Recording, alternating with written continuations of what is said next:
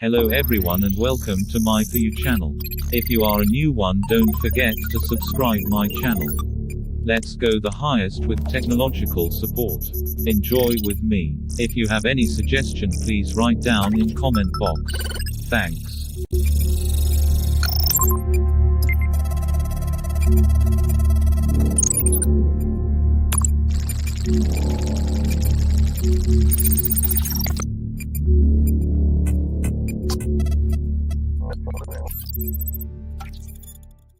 Recording it. Pause. Stop. Photo launcher. Okay, ကျွန်တော်တို့ရဲ့ For You YouTube channel လေးကိုကြည့်ရှုလေ့လာနားဆင်နေရတဲ့ဘွားတို့မြင့်မြင့်ညီကောင်မတော်များနဲ့တခြားသောမိတ်ဆွေညီကောင်မတော်များအားလုံးမင်္ဂလာပါလို့ကျွန်တော်ပိုင်ဆိုးကနေနှုတ်ခွန်းဆက်တာပါတယ်ဒီတစ်ခါမှတော့ကျွန်တော်ဒါကိုယ့်ရဲ့ story ထဲကနေပြီးတော့ကိုယ့်ရဲ့မှတ်တရရှိတဲ့ပုံတွေပဲဖြစ်ဖြစ်ဒါအားလုံးခြုံပြီးတော့ပြောရရင်တော့ဘယ်လိုတက်ပုံမျိုးမဆိုပေါ့နော်ပြန်ယူလို့ရတဲ့ photo recovery အကြောင်းကိုကျွန်တော်ဒီ tutorial မှာပြပြပေးသွားမှာဖြစ်ပါတယ် tutorial လေးကိုမစတင်ခင်မှာကျွန်တော်တို့ရဲ့ channel လေးကိုအခုကြည့်ရှုနေတဲ့လူတွေထဲမှာ subscribe မလုပ်ရသေးရလို့ရှိရင်တော့ subscribe ဆိုတဲ့နေအောင်စာတန်းလေးနဲ့ click လေးကိုနှိပ်ခဲ့ကြပေးဖို့မေတ္တာရက်ခံတောင်းဆိုရပါတယ်ခင်ဗျာဟုတ်ပါပြီအဲဆိုတော့ကျွန်တော်ဒါ tutorial လေးကိုစတင်လိုက်အောင် tutorial လေးကိုစတင်လိုက်ဆိုတော့ကျွန်တော်ဘယ်လိုပြောမလဲဒီမှာphoto recovery လုပ်တဲ့ software နှစ်ခုရှိရပေါ့နော်ကျွန်တော်နှစ်ခုနဲ့ပြသွားမယ်နှစ်ခုစလုံးက Play Store မှာရှိရဒါပေမဲ့ Pro version တော့ရှိမရှိမပြောတတ်ဘူးပေါ့တစ်ခုကတော့ Pro တစ်ခုကတော့ Pro မဟုတ်ဘူးပေါ့ဒါ Downloads. DiskDigger Pro. ဒီဥစ္စာ DiskDigger Pro ပေါ့နော် DiskDigger Pro ဆိုရင်ဒီ software လေးကဘယ်လိုကောင်းလဲဆိုတာကျွန်တော်ပြပြပေးသွားမှာဖြစ်ပါတယ်ဒီထက်ကျွန်တော်ဝင်လိုက်ပြီပေါ့နော်ဟုတ်ပါပြီကျွန်တော် photo recovery ဆိုတော့ကျွန်တော် tutorial ပြောစရာမလိုပေါ့နော်ဒါပေမဲ့တချို့ဖုန်းတွေမှာ recovery လုပ်ဖို့အတွက်ကို root လိုတဲ့ဖုန်းတွေရှိရဒီကောင်က root မလိုဘူးမဟုတ်ဘူးသူကကန်တရှိရပေါ့နော် basic scan နဲ့စိတ်မယ်ဆိုရင် root လုံးဝမလိုပါဘူး root လည်းဖောက်စရာမလိုပါဘူးပြီးတော့ root ဖောက်ထားတဲ့ဖုန်းတွေကလည်း security ပိုင်းရပြောရမယ်ဆိုရင်တော့လုံခြုံမှုမရှိပါဘူးဒီလိုမျိုး root ဖောက်တဲ့ဖုန်းတွေကိုကျွန်တော်တို့ music player တွေလိုမျိုးတခြားသော player တွေတခုခုပေါ့နော် third party app တွေထည့်ပြီးတော့သုံးလို့ရှိရင်second တို့ third တို့သုံးလို့ရှိရင်အဲ့လိုမျိုး application တွေထည့်ပြီးတော့သုံးလို့ရှိရင်အဲ့ application တွေကနေတစ်ဆင့်hacker တွေကနေဝင်ရောက်လို့ရပါတယ်ဆိုတဲ့အကြောင်းနည်းနည်းလေးပြောကြလို့ပါတယ်အဲ့ဒါတော့roof ဖောက်ခြင်းမဖောက်ခြင်းတော့ကိုယ်နဲ့ပဲဆိုင်တယ်ပေါ့နော်ဒါပေမဲ့ roof ဖောက်လိုက်တဲ့ဖုန်းကတော့သိကြပါတယ်လိုချင်ရတော့လုံးဝမကောင်းပါဘူးအားထားလိုက်ပါတော့ကျွန်တော်ဒီ DiskDigger Pro ဆိုတဲ့ software လေးကိုမပြောပြခင်မှာကျွန်တော်ဒီဥစ္စာရင်ပြောချင်တာ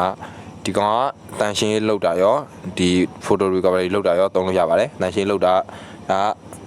သူက white free space တော့ဘယ်လိုပြောမလဲ formula White free space. free space ကိုပြောတာပေါ့နော် white bar လောက်တဲ့ပုံစံမျိုးကိုပြောတာပါဒီ white ကိုက White free space. ဒီကောင်ကိုသုံးနေတယ်ဆိုရင်ဒီမှာဒီထဲဝင်လိုက်ပါဝင်လိုက်ပြီးတော့ Start wiping free space button. star wiping free space ဆိုတာလေးကိုနှိပ်လိုက်လို့ရှိရင်ဒီမှာသူလုံနေလိမ့်မယ်ပေါ့နော်လုံသွားလို့ရှိရင်ကျွန်တော်ကမလုံပြတော့ပါဘူးဘာလို့လဲသူကမလုံတာကြားတဲ့ဖုန်းဆိုရင်အရမ်းကြားတယ်ပေါ့နော်အဲ့တော့သူတို့ရရှိသွားမှာဆိုလို့ကျွန်တော်မလုံပြတော့ဘူးနော်အဲ့တော့ကျွန်တော်ကဒီမှာ star wiping free space ဆိုတဲ့ဟာကိုနှိပ်လိုက်ပြီးလို့ရှိရင်မှာပြီးတော့လို့ရှိရင် finish တို့ okay တို့တောင်းပါပေါ့နော်အဲ့ဒါဆိုရင်ပြီးတော့လို့ရှိရင်ပြန်ထွက်လိုက်ပါလို့ဒါလေးပါပဲလို့ဒါမဲ့ကျွန်တော်ပြောချင်တာဒီကောင်ကိုဘယ်လိုပြောမလဲကိုက photo recovery software တစ်ခုအနေနဲ့မသုံးရင်တော့မှအတန်ရှင်း software အနေနဲ့သုံးလို့ရတယ်ဆိုတဲ့အကြောင်းပြောပြချင်တာပါ okay အဲ့မှာကျွန်တော်ဒီမှာကျွန်တော်ပြမယ်နော် DiskDigger Pro. Refresh list. ဒီမှာ DiskDigger Pro ဆို Basic scan. No root. basic scan no root ဆိုပြောတယ်ပေါ့နော်ဒါ root မလိုဘူးပေါ့နော်ပြီးတော့ဒီ Start basic photo scan. ဒါဟုတ်ပြီပြီးတော့ What's this question mark? Full scan. Root required. full scan လုပ်မယ်ဆိုရင်တော့ root လိုပါတယ်တဲ့ Could not detect. သူကအဲ့လိုသူက Full scan. Root required. အဲ့လိုမျိုးပြောတယ်ပေါ့နော်ဒါပေမဲ့ကျွန်တော်တို့က basic scan ပဲလုပ်မှာပါဒီကောင်ကphotos ရှာတာရမ်းမြန်တယ်မြန်ပြီးတော့ဘယ်လိုပြောမလဲလွန်ခဲ့တဲ့ 3-4 လလောက်က photo တွေကစအကုန်ရတယ်ပေါ့နော်ကိုမှားပြီးတော့ဖြတ်မိတဲ့ပုံတွေကနည်းနည်းကြာသွားတာတို့တစ်နှစ်နှစ်နှစ်ပုံတွေတော့ကျွန်တော်အာမမခံဘူးလွန်ခဲ့တဲ့ 3-4 လလောက်ကပုံတွေတော့အာမခံပါလေလို့ရပါတယ်ကျွန်တော်သုံးကြည့်တဲ့လောက်ကတော့တော်တော်များများ photo တွေပြန်ရတယ်ပေါ့ဒါပေမဲ့တချို့ကြတာ hidden လုပ်လိုက်တဲ့ photo တွေရှိရယ် hidden ဖြစ်သွားတဲ့ photo တွေဒါပေမဲ့ account တွေတော့ပြန်ဖော်လို့မရဘူးပေါ့နော်ဒီလိုမျိုးမှားပြီးတော့ဖြတ်မိသွားတဲ့ photo တွေပဲ recycle ပဲနေပြန်ပြီးတော့ကောက်လို့ရတယ် okay ပြောနေကြပါတယ် tutorial တော်တော်ရှည်သွားပြီ Photo scan. ဒီမှာကျွန်တော် Basic scan. No root. basic scan no root ဆိုတဲ့ခေါင်းစဉ်ရအောင်မှာ Start basic photo scan. start basic photo scan ဆိုတဲ့ဟာလေးရှိပါတယ်ကိုတပ်ပုံတွေပြတ်မိသွားလို့ဆိုရင်ဒီမှာ DiskDigger Pro ထဲဝင်လိုက်ပါဝင်ပြီးလို့ရှိရင် Start basic photo scan. ဒီကောင်လေးကိုနှိပ်လိုက်ပါမှာ proximity sensor ရဲ့အောက်ထဲမှာရှိပါတယ် okay အဲ့လိုနှိပ်လိုက်ပြီးဆိုရင်ကျွန်တော်တို့ဒီမှာသူ scan လုပ်နေရပေါ့နော်အောက်ခြေကြည့်ပါ Cover button. Progress scanning /storage /0 position. Clean up button. အောက်ခြေကြည့်ပါ သူ scan လုပ်ပြီးလို့ရှိရင်သူ finish scan လို့ပြောပါလိမ့်မယ်ဒါမှမဟုတ်လည်း notification ထဲမှာပေါ်ပါလိမ့်မယ် Clean up button ခ unavailable. ဏလေးဆောင်မယ်နော်မဆိုရင် Recover button. recover ရှိတယ် Clean up button unavailable. clean and ရှိတယ် clean and unavailable ဖြစ်နေတယ်အဲ့ဒါဘာလို့လဲဆိုတော့ scan မပြီးသေးလို့ scan ပြီးသူလည်း available ဖြစ်တော့ Scanning slash storage slash emulated slash zeros. Scanning slash storage slash emulated slash. မန်သူရှာနေရပါတော့ရှာနေရခဏသူရှာနေလို့ရှိရင်ခဏလေးဆောင်ပေးမယ် Back button. ဆောင်ပေးမယ်အဲသူ scan လုပ်နေရ okay မဆိုပြီးသွားပြီပေါ့နော် Okay button. ပြီးသွားလို့ရှိရင်ဒီမှာ okay တောင်းတယ်မြန် okay ပေးလိုက်မယ်အဲ့လိုပေးလိုက်လို့ရှိရင်ဒီမှာသူရှာတွေ့ထားတဲ့ရေအတွက်ကိုပြပါတယ်ဒီမှာ DiskDigger Pro. Recover button. Clean up button. Clean up button. JPG. JPG. Clean up button. Scan completed. Recover button. JPG. JPG. 40. နိုင်နော် View by location on device. Navigate up button. 418 files found. Okay, ဒီမှာ 285 ignored by settings. ဒီမှာသူကဘာပြောရလဲဆိုတော့ files found. 285 ignored by settings. 485 pound ပေါ့နော်ဒါသူရှာတွေ့ထားတဲ့ဟိုပုံရေအတွက်ကိုသူကပြောပြတာပေါ့နော်တကယ်တော့ဒီကောင်ကတော်တော်ရှာနိုင်တဲ့ကောင်အဲ့တော့ဒီမှာကျွန်တော်ပြောပြချင်တာဒီကောင်ကဖိုတိုအားလုံးကို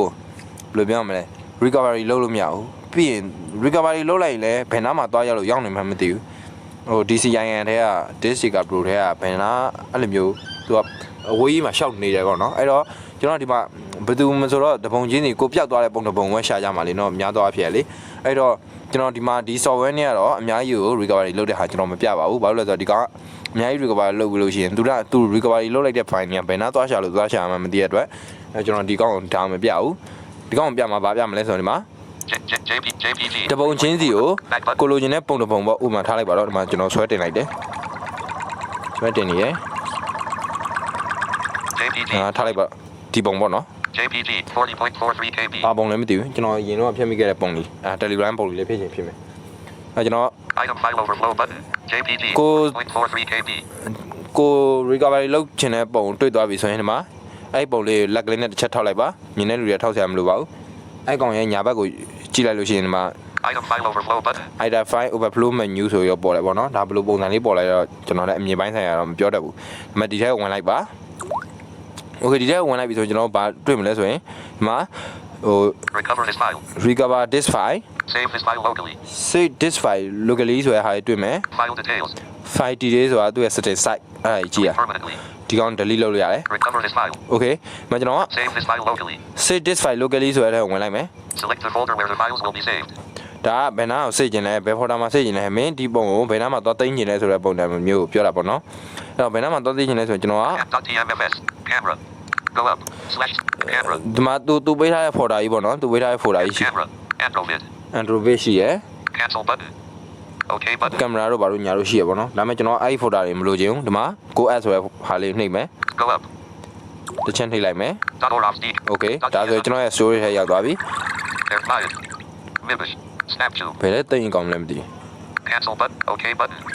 Here Duocam. Elpurvi. Eloquences. ဟာကြာပါတယ်အဲ့ဒီ coin ထဲမှာမသိလိုက်တော့မယ်ဘာမှမရှိဘူးအဲ့ဒီ coin ထဲမှာဆိုရင် okay အဲ့လိုမျိုးကိုသိနေတဲ့ folder လေးကိုရောက်ပြီဆိုရင်ဟမှာ okay ဆိုတဲ့ဟာလေးပေးမယ် Go up. okay ပြောင်း Cancel button. Okay button. လက်ကလေးနဲ့ရွှေ့ပြီးတော့ရှာလိုက်မယ်ကဲလို့ Okay button. ဟော okay ပေးလိုက်ပြီ DiskDigger Pro saving files. သူကစိတ်နေရယ် DiskDigger Pro 1 file saved successfully. okay ဒါဆိုပြီးတော့ပါပြီလို့ဒီကောင်ရဲ့အားသာချက်ကတော့အဲ့လိုမျိုးပေါ့နော်တဖုံချင်းစီကိုရွေးပြီးတော့ recovery လုပ်လို့ရတာဒီကောင်ရင်တော်တော်အားသာပါတယ်ရမ်းစင်ပြေတာပေါ့နော်ဒီကောင်ကတော့အဲ့ဒါကိုပြချင်တာပါကျွန်တော်ပြီးတော့ဒီမှာ Done. JPG 418 files done. 418 files. ဒီမှာတခုပြောစရာရှိတာ Back button. ဒီကောင်ကိုဟို photo တွေပေါ့နော်ကိုကလည်းဖျက်လိုက်တယ်သူများကလည်း recovery လုပ်ရင်မတွေ့စေချင်ဘူးဆိုရင်ဒီလိုမျိုး software တွေထဲကနေပြီးတော့ဒီလိုမျိုးပြန်ရှာလိုက်ပါပြန်ရှာပြီး recovery ပြန်လုပ်လိုက်ပါပြန်လုပ်ပြီးလို့ရှိရင်ပေါ်လာတဲ့ file တွေဟောဒီ Clean up button. clean as ဆိုတဲ့ဟာလေးနဲ့နှိပ်လိုက်လို့ရှိရင် best ဒီ software နဲ့ဒီပုံပြန်ရှာလို့ရှိရင်လုံးဝမတွေ့တော့ပါဘူးလို့အဲ့တခုတော့ Back button. Are you sure you want to exit? Are you sure you want back button? Home button. ဒါကတော့ဒါဒီကောင်ရဲ့ဟိုဘယ်လိုပြောရမလဲဒီကောင်တွေရဲ့သူကဖျက်လိုက်တဲ့ဟာကိုသူနဲ့ပြန်ရှာလို့မရတဲ့သဘောမျိုးပေါ့နော်အဲ့လိုပဲပြောမှာဒါအားလုံးနားလည်အောင်ပြောပြတာပါဟုတ်ပါပြီအဲ့တော့ဒီ software မှာတော့ကျွန်တော်ပြောချင်တာဒါပဲပေါ့နော်နောက်တစ်ခုရှိသေးတယ်ကျွန်တော်နောက်တစ်ခုနဲ့ဆက်ပြီးတော့ပြမယ်ဒီပုံတွေတော့မဖြစ်တော့ဘူးတော့ကျွန်တော်ရှာမတွေ့မှာဆိုလို့ Are you sure you want to exit? Are you sure you want can't exit button? exit ပေးလိုက်မယ် okay မဆိုအပြင်ရောက်သွားပြီ Back button. ဆောင်းဝဲနောက်တစ်ခုနဲ့ပြမယ် Cleaner. Code. Messaging. Me. MPT. Notes. Hi. Play Store. What music? Notes. 1. Awesome. Play games. Play games. 1. Phone. Photo recovery. Okay ဒီမှာတွေ့ပြီ Phone. Photo recovery. photo recovery ပါဒီကောင် photo recovery ကမလုပ်တဲ့ဟာလဲဒီကောင်လဲ recovery လုပ်တဲ့ဟာပါပဲဒါပေမဲ့ဒီကောင်နဲ့မတူစောစောက DiskDigger Pro နဲ့မတူတာဒီကောင်တန်ရှင်းလုပ်လို့မရဘူးတပ်ပုတ်တစ်ခုတည်းပဲ Back button. ဒါလုပ်လို့ရတယ်ဒါပေမဲ့ဒီကောင်မှာပါလဲဆိုတော့ all recovery လုပ်လို့ရတယ်တပ်ပုတ်တွေအကုန်လုံးတပြိုင်နက်တည်း folder တစ်ခုထဲမှာစုပြီးတော့all recovery လုပ်လို့ရပါတယ်ဒီကောင်ကအားနည်းချက်ရှိတာတစ်ဖိုင်ချင်းစီတစ်ပုံချင်းစီကိုစောစောကလို့ save disk file locally ကို save ပြီးတော့ရွေးလို့မရပါဘူးအဲ့လိုမျိုးတော့ရှိရပေါ့ဒါပေမဲ့ဒီကောင်လည်းကောင်းပါတယ်အဲအကြောင်းကျွန်တော်တို့ ਨੇ accessible ဖြစ်တဲ့ software နှစ်ခုရွေးပြီးတော့ကျွန်တော်ပြောပြတာပေါ့နော်အဲ့မှာကိုကြိုက်တာသုံးကြပေါ့ဒီကောင်က update ပေးခိုင်းတယ်ဒါပေမဲ့ကျွန်တော်ပေးပြီးသားလဲဒီကောင်ထပ်တောင်းနေရပဲ Please update new. Cancel button. cancel ပေးလိုက်မယ်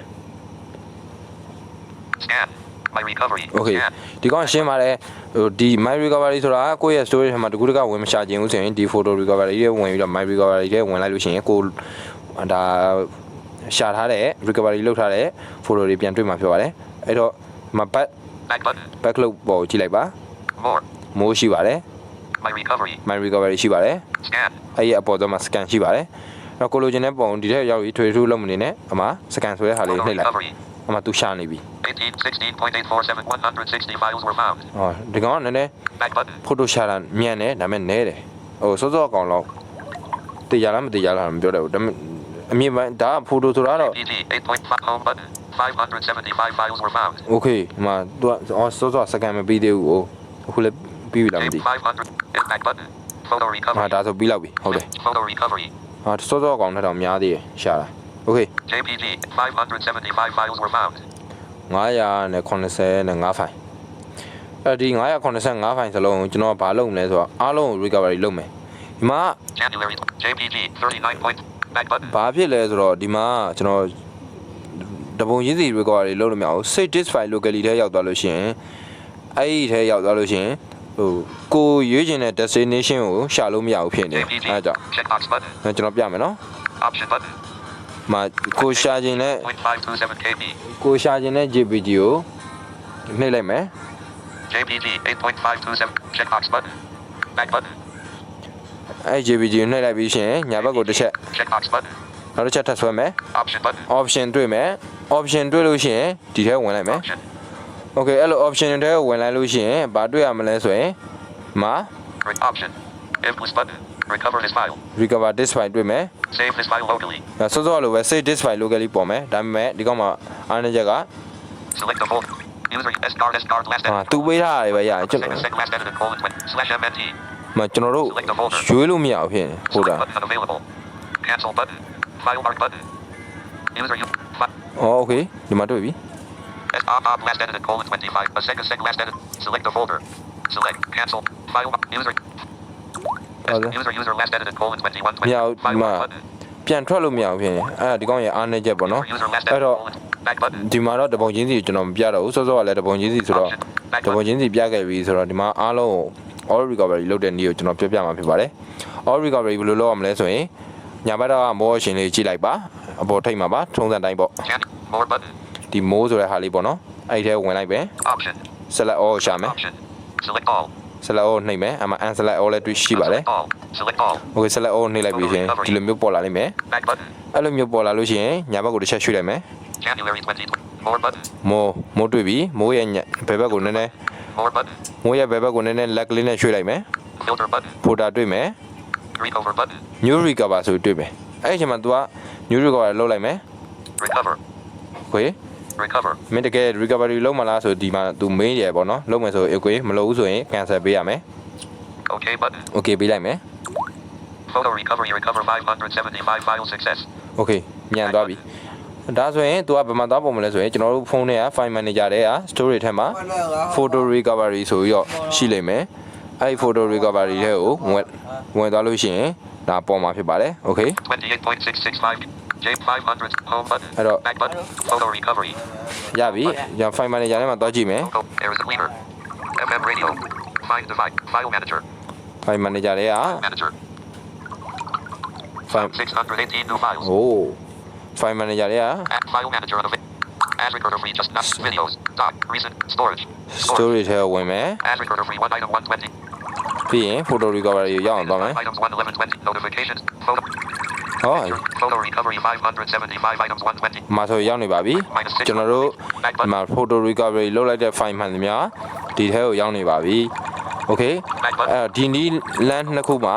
ကိုယ့်ရဲ့အဆင်ပြေနီးလမ်းတွေအသုံးပြုနိုင်ပါတယ်ဘာဖြစ်လို့လဲဆိုတော့ပထမတစ်ခုကတော့တပုံချင်းစီလိုချင်တယ်တပုံချင်းစီပဲစိတ်ချင်တယ်ဆိုတော့ညီကိုတွေအတွက်ကျွန်တော်ကဒါတပုံချင်းစီစိတ်တဲ့ software ကိုပြောပြခဲ့တာဖြစ်ပါတယ်နောက်တစ်ခုကတော့အားလုံးကို photo အားလုံးနှီးပါးကိုပြန်လိုချင်တယ်ဆိုတော့ညီကိုတွေအတွက် photo အားလုံးနှီးပါးကိုပြန်လိုချင်တဲ့ပြန်လုပ်လို့ရမယ် recovery ပြန်လုပ်လို့ရမယ် software ကိုကျွန်တော်ပြပေးခဲ့တာဖြစ်ပါတယ်ဒါဒီလိုမျိုး photo recovery တွေ color တွေ SMS တွေ recovery ပြန်လုပ်တာဆိုတာကျွန်တော်တို့ ਨੇ